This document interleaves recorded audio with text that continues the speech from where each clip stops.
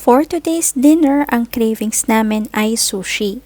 At dahil sobrang gutom nga kami, feeling namin mas okay na mag-unlimited sushi na lang kami kesa a la carte. Ang go-to restaurant namin pag usapang only sushi ay dito sa Marina Walk. Grabe talaga yung view dito sa Marina Walk, ang lakas makasosyal. Tingnan nyo guys, so ibang-iba talaga yung ambience sa lugar na ito.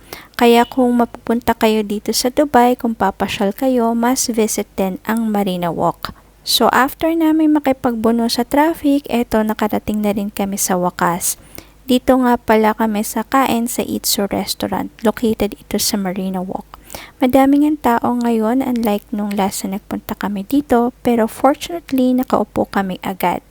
Oo nga pala guys, yung price point dito sa Itsu Restaurant is 118, unlimited sushi na siya. And meron din kasamang side dish pero hindi kasama yung drinks. So dahil gutom nga kami, ang una ko munang pinaserve itong miso soup para mainitan yung aming tiyan. And then after nun, ito yung favorite ko, yung sashimi. So, ayan, basta kukuha ka lang dun sa conveyor belt kung ano yung gusto mo na kainin. Tapos, unlimited na yon. And then, meron din silang menu na side dish. Pwede ka ring umorder nung ibang side dish tulad nung calamari, yung tempura, yung mga ganon. And then, kasama na rin yun sa 118 na babayaran mo. Ito nga, iniisip nga namin, makakailang plates kaya kami para masulit yung 118 na babayaran namin.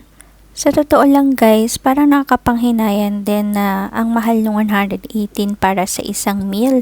Pero syempre, hindi naman lagi yon. Kailangan mo rin naman kumain paminsan-minsan ng masasarap. I-treat mo yung sarili mo kasi deserve mo naman yon, o diba? Ito nga, binibilang nga namin yung plates na nakain namin para to check kung na ROI ba namin yung binayad namin. And ang ending ROI na ROI nga, kitang-kita naman 'di ba? Nakadalawang ganito nga ako, yung tempura, crab stick tempura tsaka calamari. Ayan, dalawang ganyan yung na-order namin.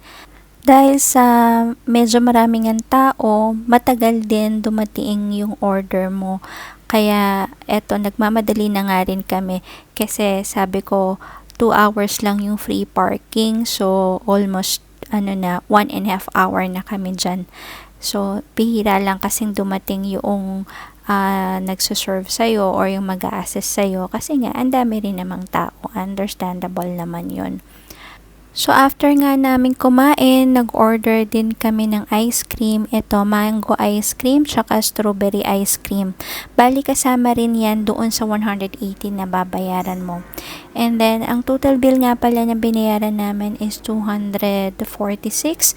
Bali, 118 times 2. Tapos, umorder kami ng isang water. So, yung water is 10 dirhams. So, ayun, busog-lusog na. And of course, after nating umuwi, mag-picture-picture muna tayo at emote-emote muna tayo dito sa labas.